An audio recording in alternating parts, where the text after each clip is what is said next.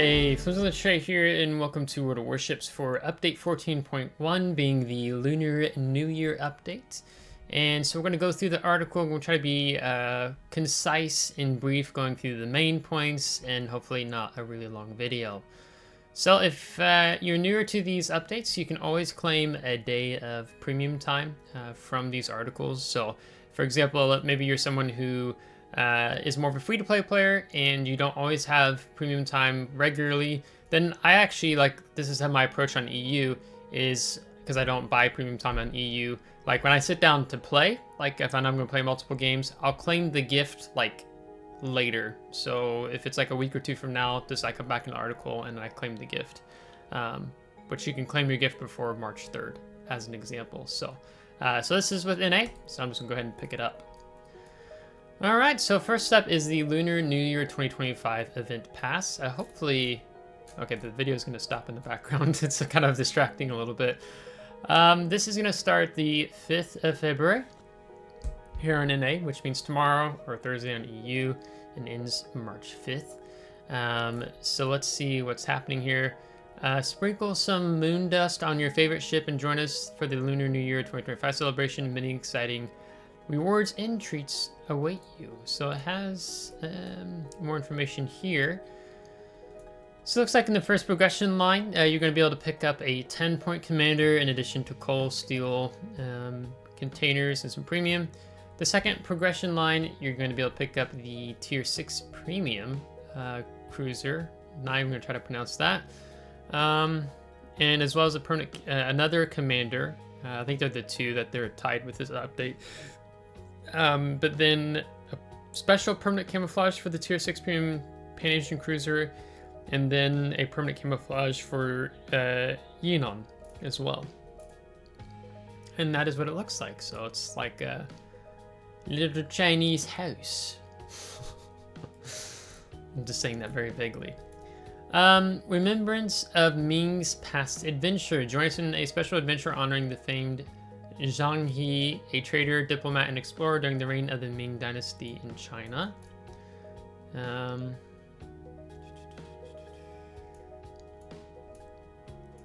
You'll be able to exchange adventure tokens. Wait, what? Let me get this straight. Okay, let me back up here. Okay, what's going on? I'm seeing tokens exchanging for tokens. During the famed 7 voyages of Zhang He, he traveled just by playing the game and finishing adventure missions to obtain the Ming Legacy flag. The Zhang He's voyages patch in a new currency called adventure tokens, and then you'll be able to exchange your adventure tokens for Ming's voyage tokens, which open up a whole new world of possibility. Why do we have to exchange tokens for tokens? It's like, I hate when Wargaming does this. It's like, we sell you doubloons, but in order to get more of these tokens, you need to buy these random bundles. These random bundles have different chances of giving you different amounts of tokens. It's just, I don't really understand Wargaming. I mean, it makes them more money probably, but geez, come on. A bit money greedy tactics. Let's see, so then you open up, mainly if you're diligent and persistent as Zhang He, you can get enough voyage tokens in the event through exchange and from Armory bundles. There's the bundles! For free XP, coal, and credits to get the Tai Hong for free. For free. From Armory bundles for free XP, coal, and credits. It's not technically for free. If you have enough resources, sure, but otherwise it's not for free. More of these tokens can be obtained via random bundles for doubloons. There you go. Let's see. It's a Pan-Asian battleship. I wonder what ship it's probably based off in the game. It's tier 9. I don't know. It's hard to say. The finest our collection in new Dutch unique commander Conrad Heifrick.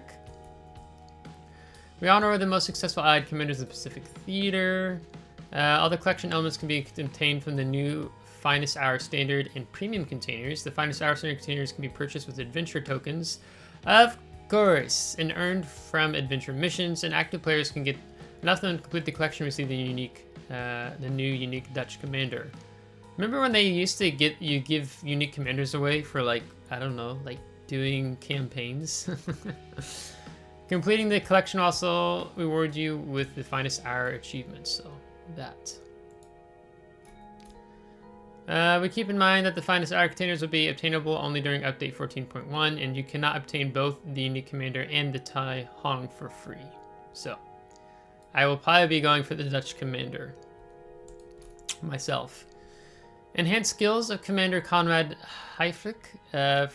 Aircraft carriers plus 2% and 6% chance of HE rockets and HE bombs. For battleships, plus 1.5% on demolition expert for main battery and secondary battery HE shells. For cruisers, 1.5 for main battery and secondary high explosive shells. For destroyers, 1.5%. Unique talents, ship a day. Activates upon dealing 50,000 damage. Bonuses, 1.9% main battery shell damage to a total of 6% at max stacks. So it's like basically getting 150,000 damage. It maxes out, roughly. Why 1.97%? Why not just make it 2%? That's weird. 1.9%, 97% squadron bomb damage and airstrike bomb damage, total of 6%. Can be activated up to 3 times, yeah. Upon getting Witherer, negative 10% main battery reload time, negative 15% airstrike cooldown time, can be activated once per battle. There's going to be a lot of Dutch cruisers this update. Activates upon landing 50 bomb hits, 1 additional airstrike charge, plus 3% squadron aircraft on deck. Can be activated once per battle. Okay, more aircraft in the game. Let's go. Finest Hour container contents. Each Finest Hour container includes the percentage indicates the drop rates for each group of items. 100% chance of pulling something for the Finest Hour collection element. And then the Finest Hour premium container contents. Each Finest Hour premium container includes the percentage indicates the drop rates of each group of items. 100% from the Finest Hour collection element. 1 item from the list below. 64% chance of pulling 13 rare expendable economic bonuses of all types. 35% chance of pulling 1.9 million credits. And a 1% chance of pulling the D7 Provincian, a tier 8 Dutch light cruiser, which was actually a Dockyard ship. So I have been wondering for a really long time, when and how is Wargaming going to start selling the Dockyard ships, right? Here you go. So this Dockyard ship was like, I think they did it during the Dutch cruiser release, if I recall correctly. My phone's going off. And so now, in order to get it, you're gonna have to buy a bunch of these containers if like you go out of your way. So it's like, I mean, it's only a matter of time before they start selling the Dockyard ships. Like, I knew they were gonna do it at some point. It was more, I was curious how they were gonna go about doing it, because I did, Wargaming wouldn't just sell the ship outright. Like, they would do it through some like random bundle. So I kind of wonder if these are gonna have a these containers will have a guaranteed drop rate. If after you buy so many, like, it will finally eventually drop the ship.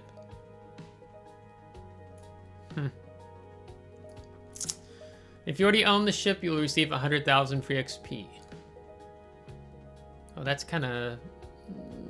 I'm saying this as a veteran player, that's not really enticing. I mean, I guess if I got some of these containers for some reason, then it's like, and I pulled the ship, then yeah, 100,000 free XP is 100,000 free XP. It doesn't even buy you a tier 8 tech tree ship, so it's like weird.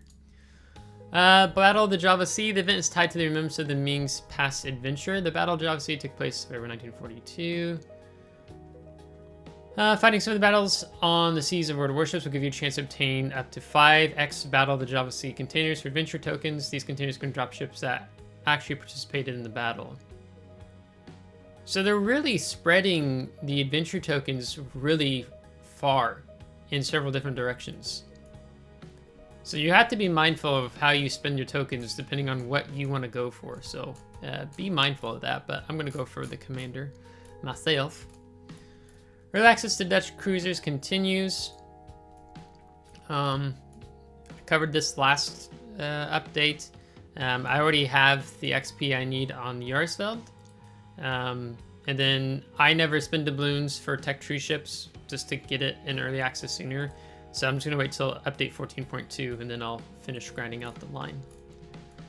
Brawls, 3 new Brawls. Starts the 10th of February. In the first brawl ends the 17th of February. So Brawl 1, 3v3 tier 9 destroyers, cruisers, and battleships. No more than 2 battleships or destroyers per team. Division of up to 3 players. Brawl 2, 4v4 tier 10 destroyers, cruisers, and battleships. No more than 2 battleships, 2 cruisers, and 2 destroyers per team. Division of up to 4 players. Brawl 3, 5v5 tier 8 destroyers, cruisers, battleships, and submarines. So basically skip Brawl 3. Don't play Brawl 3. That's my hot take. No more than 3 battleships, 4 cruisers, 2 destroyers, and 1 submarine per team. Divisions of up to 5 players. It's a Brawl. Why are you playing a submarine in Brawl? That's my view. My opinion. Armory, keep an eye on the Armory for lots of new goodies, and don't miss the launch of fresh and advantageous offers. New ship. It's the tier 10 American destroyer, the Hull, will become available in the Armory for research points. Ooh. I could actually pick it up. I say I can pick it up, but I have over 22,000 research bureau points. And I have 19, almost 40,000. I have a ×4 research bureau points stacked on the Italian destroyer line. So as soon as I reclaim that line, then I get the other 40 or almost 40,000 research bureau points. So it's a USS Hull, a first Sherman class destroyer, was named in honor of Isaac Hull, a U.S. Navy Commodore and national hero. Hypothetical variant that imagined the complete rearmament of the USS Hull. Yeah, didn't it have 2 and 3 millimeter guns? Large main caliber main guns, large HP pool, access to specialized repair teams, consumable, low ship speed, smoke generator consumable, unavailable. I was thinking it had, I think they were 203s. I might be wrong. Can I see here? Do we have it in here yet?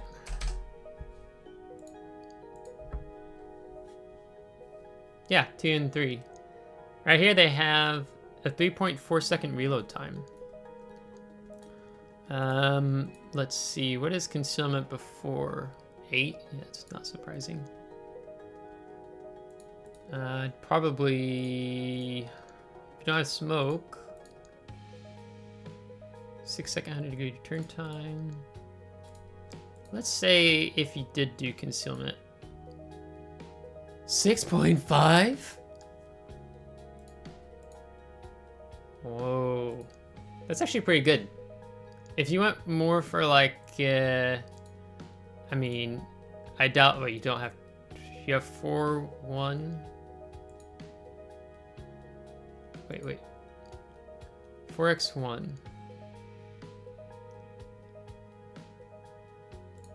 Well, you definitely don't take it for torpedoes. And you get a specialized repair team.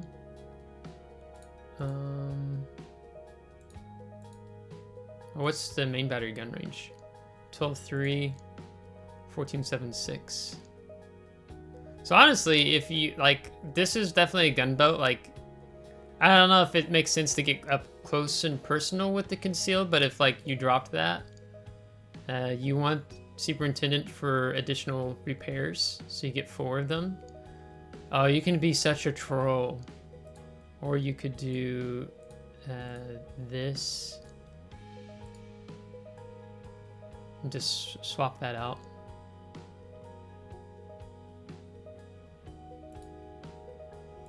even be more gutsy. Okay, I think I'm gonna go for that. Okay, crap. Now I gotta grind the Italian DD line. Wishing War continues in update 14.1. Okay, the Incheon. Let's see, that was 203s as well.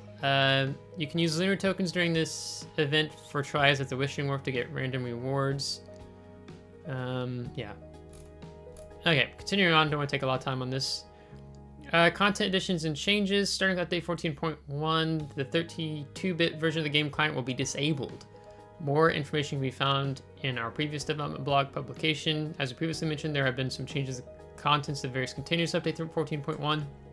Check out this dev blog. Archfish and Shinano will become permanently available in the Armory starting the 20th of February. Each will cost 30,000 steel. Outmark incident patch. Some test ships coming into the game.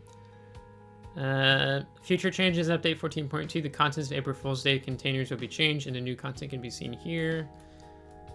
Other changes, starting at update 14.1, the Star Trek port will become available for all players who participated in the Star Trek activity and therefore possess any kind of Star Trek content, commanders, camouflage ships, or to boldly go collection elements. If you haven't got the chance to participate in the Star Trek event, don't worry, as there will be another chance to gain access to this port in the future. And therefore, let's see, all players who participated in it and possess any kind of the content. I didn't know if there was like sharing more of those elements. This port will become available. Players will now be able to see the selected battle type in the division window. Wow! Finally? Additionally, we've added a countdown timer before matchmaker queue starts. So I missed if Wargaming did it intentionally, like, you know, when you're divisioning with your clanmates, you all would have to switch to battle type, or you still do, to whoever the clan, the division leader is, right? And you could only see what the selected battle type was if you hovered your mouse over the ready key, and to see if you were in the same battle type or you were not.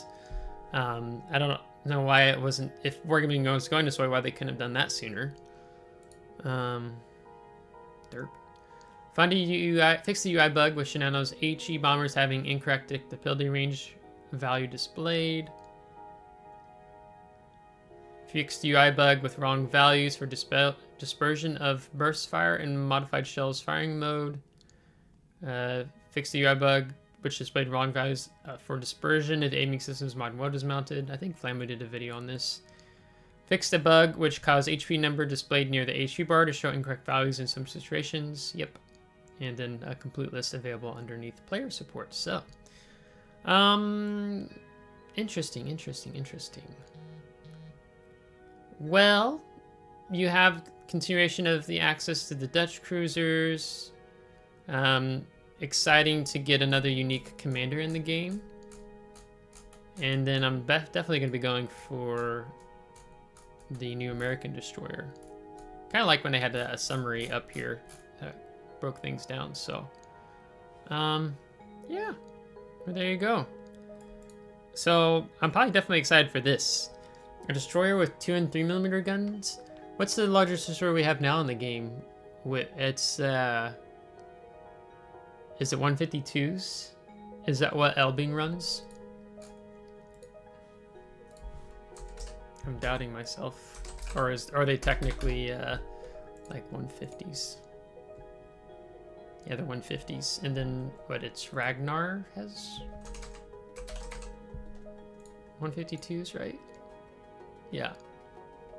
I don't know if there's a destroyer with bigger guns than Ragnar right now. That's about to change. Just like Wargaming, I mean, they never said that they wouldn't introduce destroyers with larger caliber guns, but it's like, I mean, come on. Like, it's like you just get to play, oh, sorry. You get to play a destroyer with no citadel, a cruiser with no citadel, excuse me. What was the hit points? 24,900. And then 28,400. Almost 30,000. And the heal right now does 5,964. If I take India Delta, 7,057. Man, you control with this thing. Fire starting chance, 14. Ooh, 14% is not bad. Bump that up. You're seeing me do all my hypothetical stuff now. But then this was 16. And then the AP, 4,900. And the shot velocity is actually pretty good. It's 899 meters a second. On both high explosive and armor piercing. Ooh.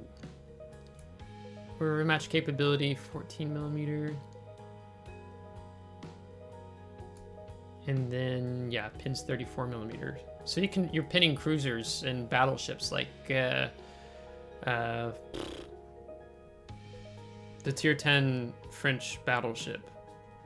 I'm spacing on it right now. All I can think is the word Richelieu. It'll come to me later. Yeah, so it's an average, maybe an average-ish update, but I'm actually kind of excited for the Dutch commander and the Hull, which now I have to go grind my life away on the Italian DD line so I can pick up my research bureau points to pick up the Hull. So let me know your thoughts on the update below. If you liked today's video, give a thumbs up. If you didn't, give a thumbs down. Subscribe if you do want to see more. If you're subscribed, thanks so much. I really appreciate it. Thank you to my Patreon supporters. Until next time, take care.